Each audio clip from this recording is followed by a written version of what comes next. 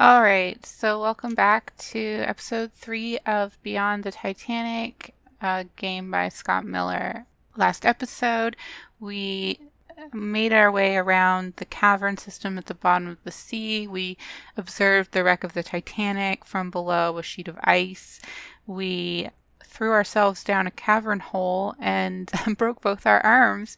And now we have just discovered a cage, an empty cage in a room full of dead zoo animals, and the zoo animals are not Earth zoo animals. So grab your butts and let's continue to play this game that is ostensibly about the Titanic, but turns out is not so much.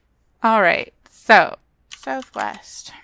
To your nostrils' delight, the repulsive smell thins to a mild stink.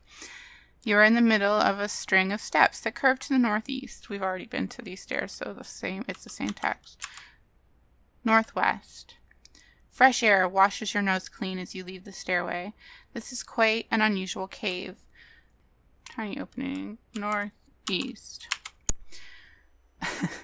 You freeze in your step as you notice an object in front of you. It's a huge metal disc, at least 50 yards across and 20 feet tall. From here you can see large boulders resting on top of it and all around its sides, apparently from an ancient rock slide. So surprise, this story is really about aliens. From the company that brought you Duke Nukem. Edge of saucer. You are standing at the front end of a huge metal saucer which you have deducted to be of alien origin. The saucer curves away from you in both directions, but only the northern end has escaped the prehistoric rockfall. A rocky but passable area lies to the northeast. The main path heads back west. You hear a bat fly overhead. So northeast. Side of saucer. You are standing near the side of a huge, ominous metal saucer. A rock slide blocks any further progress around the disc. You are surprised at how smooth the metal is, with no apparent damage. From the cave-in of boulders, a clear path leads southwest. So climb saucer. Top of saucer. This is the top of the large saucer. A hatch lies at your feet, recessed in such a way that it cannot be seen from the ground. The boulders that rest on the hull seem to have left no damage at all. From here you guess the size of the disc to be about 75 yards in diameter. And now we're going to open the hatch door and punch the alien in the face and say, "Welcome to Earth!" No, that's not what happens, but I wish. That would be pretty cool. Really weird to have happened in the 80s, though. Right. Open hatch. You wince with pain as you barely open the hatch with your aching hands, because remember, our arms are broken. Enter. This is an empty chamber with a ladder leading both up and down. A mangled hatch, once the lower door, lies twisted to the side of the ladder, leaving an easy climb downwards. You're at the center of a kaleidoscope of passages and rooms leading in all directions. The center ladder continues to a lower section of the saucer. The only passage blocked by a door is to the north. The whole interior of the saucer is well lit. Lights of every color flicker with activity as though something was in control. From here, though, little else can be seen. So we're going to go north. The door slides open. Ship systems. This is the most complicated room you have seen on the saucer. Well, it's the only room we've seen. The walls are lined with equipment, controls, and machines. The centerpiece of the room is a strange device that reminds you of a typewriter in its appearance. Built into the device is a glass screen, a microphone, and a keypad. So this is all recognizable to a person from 1912. To the south lies the closed door that leads back into the central entry. The door slides shut behind you.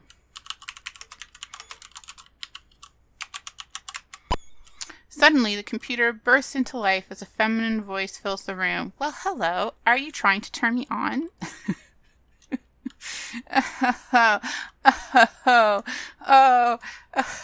Okay. You know, it's been some time since anybody requested my services. Since the disaster, though, my memory has become a little flaky. If you want to view a screen, just type the number. Let me check here. Ah, yes, I have 4 screens of particular interest. Well, what are you waiting for? Go ahead and view a few screens. This actually threw me for a loop because I just kept trying to type the number, but you actually have to write type 1. Okay, the screen is changed.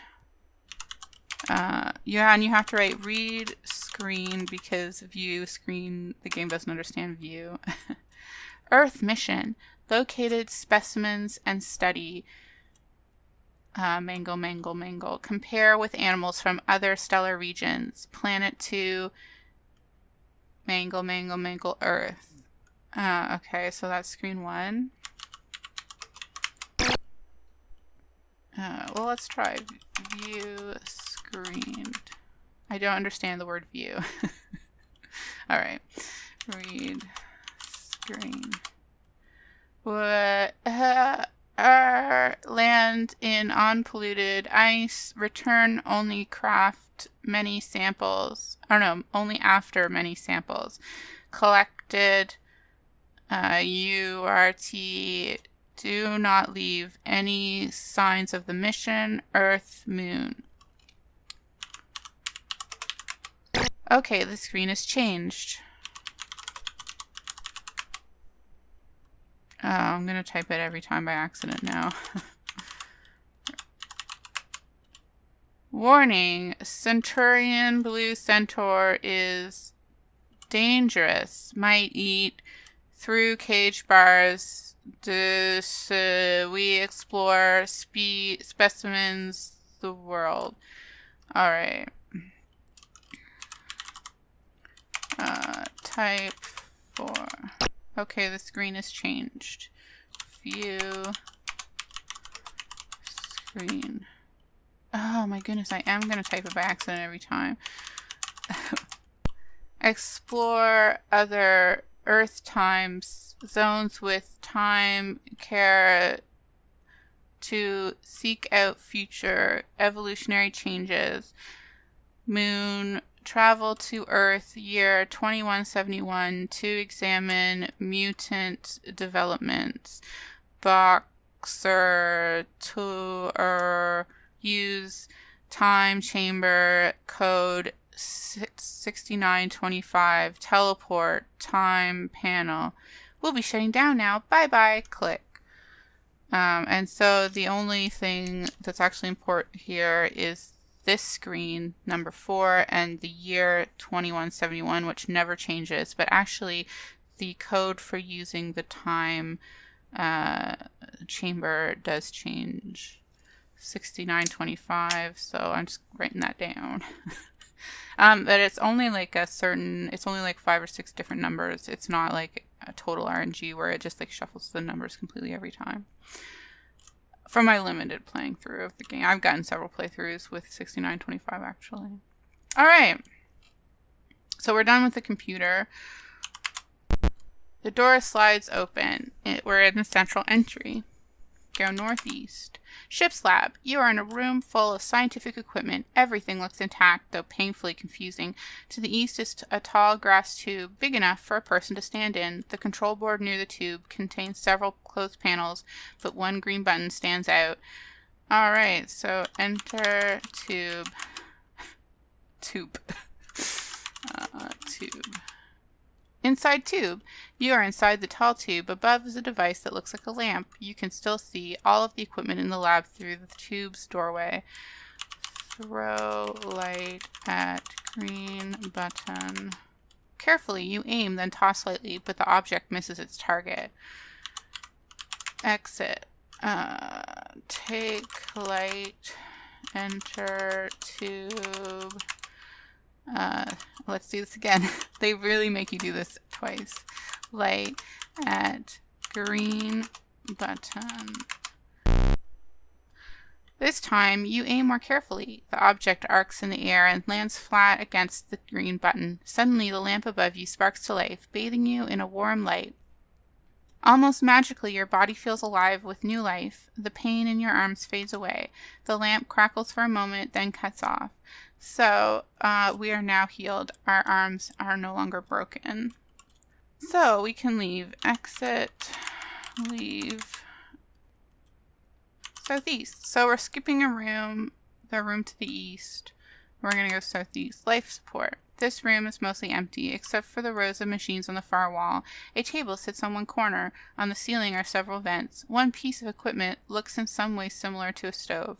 A small brown bottle sits on the table. A light glow surrounds it.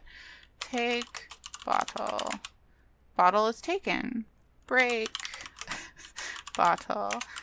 And the reason you break it, there's no way to open it. It's like a sealed bottle, so we'll have to break it. The brown bottle shatters into 1,000 slivers. I guess I could have asked to open it, and it would have told us that, but I am lazy and forgot. Examine bottle. Well, there's no bottle, but there should be something. Oh well. I know it's there. Take pill. The glowing pill is taken. Eat pill. Gulp. You feel like you just ate a 6-course meal plus dessert.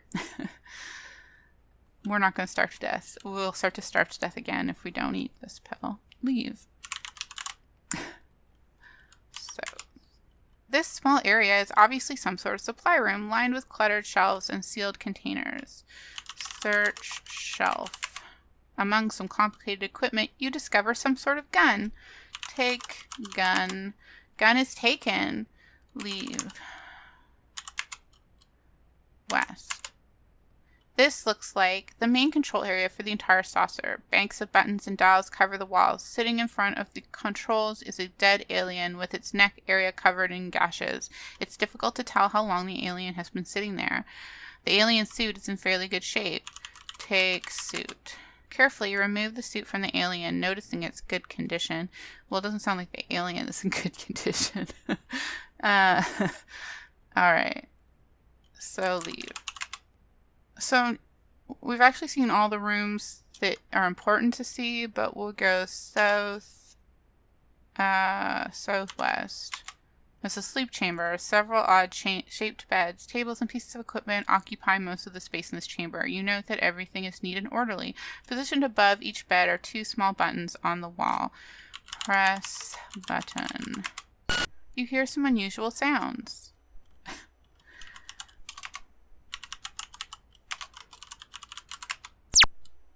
I don't know. Apparently the button pushing in here was blocked. Like, unless you bought the full game, the shareware didn't come with these sounds.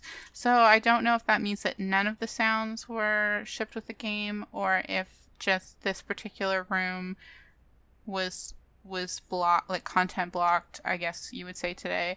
But this is all it does. You press the buttons and it makes unusual sounds. There is, I don't know if you can hear it, but there are actually sounds in this game. But they're mostly like ambient sounds. And I guess they're being emulated by DOSBox that is being used to run this. So they're not incredibly important to the game. Anyway. And we'll go into the northwest, which is the engine room. This room is the source of the low humming sound you first noticed in the chasm. A huge glowing metallic structure fills the back of the room. A large see-through plate rests in a position in front of the structure. A large red button sits on the wall near the door.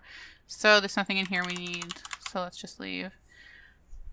And we'll go downstairs. This is the central entry of the lower deck, with open rooms all around you. In the various dimly lit rooms, you can see stacks of cargo, equipment, empty cages, and other strange objects. Eerie shadows play with your imagination the longer you study the area. A ladder leads back into the saucer's main entry. So, Cargo Deck 3. This is some sort of cargo bay, full of empty cages and strange equipment. At your feet is a large egg, covered with glistening jelly. Take egg. Suddenly, a large furry creature leaps from behind one of the cages. Before you can react, it wraps several tight tentacles around your arms and body. Within seconds, you pass out. Several hours later, you wake up and struggle to your feet. Large cage. You are inside one of the many cages within the lower cargo bay of the saucer. Slime and jelly drip from the bars. To the west, the cage door has been closed and chained. There is no escape but through the door. Shoot. Chain. This is the only reason we picked up the gun. The chain disintegrates under the bright beam of light. The cage door slowly swings open. Suddenly, the ground shakes and shudders with a regular jolt, sending a new streak of fear crawling up your back. The tremor continues for about 30 seconds, subsides, and finally ends. Leave. Alright, so that was totally pointless. but it's part of the point system. So you can see the score every time I do something the game wants you to do. This, it adds to the score. So I've never actually been able to get the full score is 1,000. I'm missing 10 points every time. I don't know what I'm missing. So we're gonna get a 990 quote unquote perfect score this playthrough, hopefully, unless I make a mistake somewhere. We're going east. This room is packed with machines. The centerpiece of the room seems to be a metallic chair. On the far wall is a small panel with a keypad below and a microphone built into the wall above it. Examine panel. The panel is closed. Alright, so I have to open the panel. Type 6925. The panel door hums, then effortlessly slides upwards, revealing a compartment. Sitting inside the panel compartment is a black box. Take box. Box is taken. Examine box. A rectangular black box, simple in design, has a single switch on the top. Press switch. Suddenly, you feel weightless as all the objects around you glow intensely bright. Seconds later, you seem to fall from nowhere into a large hard chair. This room is packed with machines. The centerpiece of the room seems to be a metallic chair. On the far wall is a small panel with a keypad below it and a microphone built into the wall above it. So what this is implying is that pressing the switch on the black box makes you appear in the time chamber. But it would be better if you had found this in another room, because I totally didn't understand that that's what this did when I played through this. I just thought it put you in the chair. Or I thought it changed gravity or something. I don't know. It's a little confusing.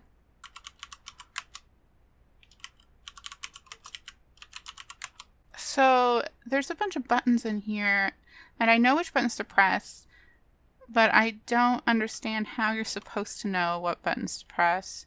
Examine buttons. Yes, it's definitely a button. Examine microphone. You see nothing special about the microphone. Okay, and a microphone built into the wall. So they don't really tell you where these buttons are. Examine control panel. Too many nouns. Alright, so we're just going to do it. So you'll have to take my word for it. Obviously it will work. So we press the switch. So there's a gold dial. Turn gold dial. We want to go to 2171. That's the date. Oh. Turn gold dial to 2171. The gold dial clicks its way into position, set at a new number, and we press tan button. Slightly hesitant, you press the tan color button. Instantly, the shapes around you seem to fade. An empty feeling invades your whole body. The world surrounding you blinks on and off, as though you are watching it through a rapid shutter. An hour seems to pass while objects near you bend and contort themselves. Suddenly, all seems to stop. You fall like a beanbag to the ground. Alright, so I'm gonna stop here again because we have to hit all the big cliffhangers. So come back for episode 4 and we'll find out where we ended up after we shuttled through time and space after inputting the year 2171 into the time travel chair. And we will learn more about what is Beyond the Titanic by Scott Miller. Thanks for watching, and this is Guyups saying have a good evening or morning or whatever. Have a nice day.